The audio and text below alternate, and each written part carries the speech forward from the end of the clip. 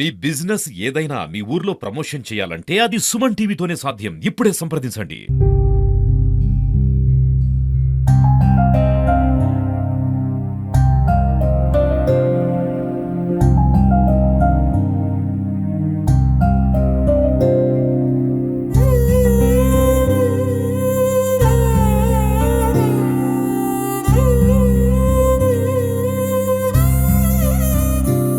సిద్దిపేట జిల్లా అక్కినేపేట మండలం జేపోతారు గ్రామంలో విషాదం చోటు చేసుకుంది. శ్రీనివాస్ రెడ్డి అనే వ్యక్తి ఒక ఏజెంట్ చేతిలో, ఒక దుబాయ్ ఏజెంట్ చేతిలో మోసపోయి అయితే ఒక నిండు ప్రాణాన్ని అయితే తీసుకోవడం జరిగింది. అంటే ఉపాధి కోసం దుబాయ్ వేటలో పడి ఇదివరకు ఒకసారి దుబాయ్ వెళ్ళొచ్చిన తరుణంలో కూడా దాదాపుగా కొన్ని రోజులు అక్కడ పనిచేసి ఎంతో కొంత కుటుంబ పోషణకు అది సరిపోతుందన్న సమయంలో మళ్ళీ దుబాయ్కి వెళ్ళి కొద్దిగా కుటుంబాన్ని వాళ్ళ ఒక దారిన పడుతుందనే సమయంలో కూడా ఇది ఒక చాలా దారుణమైన ఘటనగా కూడా మనం చూసుకోవచ్చు. అంటే ఏజెంట్ చేతిలో దాదాపు ఒక 5 లక్షల రూపాయల వరకు పెట్టి మళ్ళీ దుబాయ్ పంపించామంటే ఆయన పంపించకపోవడంతో కూడా ఇక్కడ శ్రీనివాస్ రెడ్డి అనే వ్యక్తి మాత్రం ఆత్మహత్య అయితే చేసుకోవడం జరిగింది. ప్రస్తుతం అయితే మనం వాళ్ళ ఇంటి దగ్గరనైతే ఉన్నాము. ఆయన ఉరి వేసుకొని అయితే ఆత్మహత్య అయితే చేసుకోవడం జరిగింది. చూసుకోవచ్చు మనం ఇక్కడ వాళ్ళ గ్రామంలోనైతే ఉన్నాము. అంటే కుటుంబ సభ్యులు అయితే కన్నీరు మున్నీరుగా విలపిస్తున్నారు. ఆయన ఒక దుబాయ్కి వెళ్తే కుటుంబానికి కూడా అండగా ఉంటాము, మాకు ఒక ఆదరణ ఉంటుందని కూడా అనుకున్న సమయంలో ఆయన మృతి చెందడంతో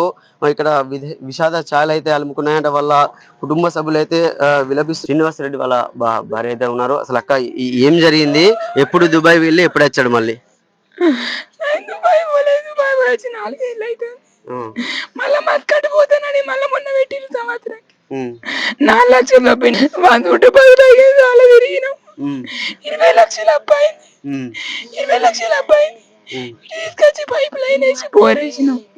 ఓ నాయన అని పిల్లలు నాయన, ఓ నాయన ఇట్లా చేస్తాను అనుకోలేదు నాయన. మేము బయట వండుకున్నాం, ఆయన ఇంట్లో వండుకుని టీవీ చూస్తాడు. కొద్దిసేపు అయినాక పోయినాం, టీవీ చూస్తాను పండుకుంటారండి మీ అనుకున్నాం. మంచినీళ్ళ కానీ పోయినా ఆయనతో మేము పోయే వరకు ఊరేసుకున్నాడు. అది వరదాకా చూడలేదు. అంటే ఎన్ని సంవత్సరాల క్రితం మీరు ఏజెంట్ కు డబ్బులు ఇవ్వడం జరిగింది? సంవత్సరంన్నర అవుతుంది. 4 లక్షలు, 4 లక్షలు తీసుకున్నాడు, రూపాయి ఇవ్వలేదు. ఏ ఊరు వాళ్ళది? సారంపల్లె, సిరిసిల్ల సారంపల్లె గ్రామం. మహబూబ్ గాడు. అంటే ఇది వరకు ఎప్పుడన్నా అంటే మీకు ఏజెంట్ వాడు పరిచయమా ఎట్లా, అసలు ఆయన ఎవరు పరిచయం చేయించారు మీకు? వేరే అతని వల్ల పరిచయం. పంపిస్తా అంటే వాని మీద పెట్టి 1.5 సంవత్సరం అవుతుంది. 4-5 రకాలు పెట్టిండు, వీటి కాకపోతే అటు కాకపోతే ఇటు తోలుతానని 1,50,000 కొట్టినాక మళ్ళీ మొన్న 2 లక్షలు, మళ్ళీ తర్వాత ఇంకిని కొట్టమంటే మళ్ళీ కొట్టినాం. ఆఖరి కథ మొన్న ఇంటికి పోతే వాళ్ళు ఏనలేడు, తాళం వేసుకొని పోయిండు. 2 రోజులు వాని ఇంటి ముంగట ఉండి తిండి తినక తీక తినక వచ్చినాం. అదే బెంగటీలు ఆయన.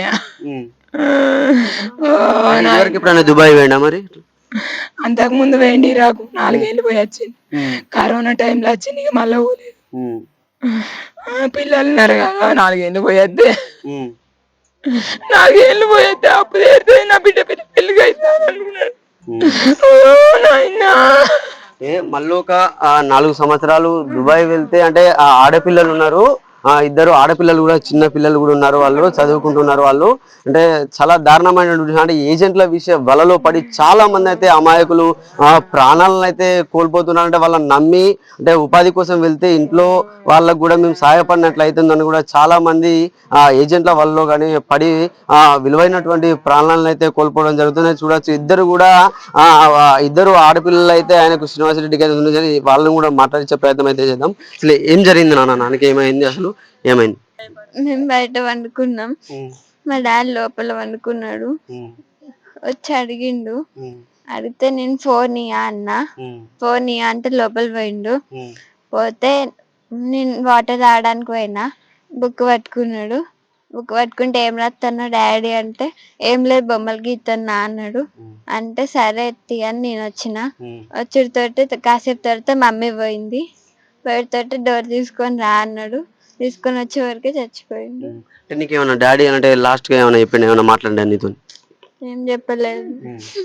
ఒక దారుణ సంఘటన కూడా మనం చూడొచ్చు. ఎందుకంటే ఏజెంట్ల వల్ల పడి చాలా మంది అయితే ఉపాధి వేటలో పడి కూడా చాలా మంది అయితే మోసపోవడం జరుగుతుంది. అంటే ఇట్లా మోసపోకుండా కూడా చాలా మంది కొద్ది అవగాహనతోని ఉండి వాళ్ళను అది డబ్బులు కట్టాలని కూడా డబ్బులు కట్టాలి. అసలు ఇది అంటే ఇది చాలా దారుణమైనటువంటి విషయం. అంటే ఒక మారుమూల ప్రాంతం ఇది, అక్కనపేట మండలంలో ఒక మారుమూల ప్రాంతం. కుటుంబ సభ్యులు మాత్రం కన్నీరు మున్నీరుగా అయితే విలిపిస్తున్న పరిస్థితి ఉంది. Cameraman Bharat, Satish, Suman TV, Siddipet.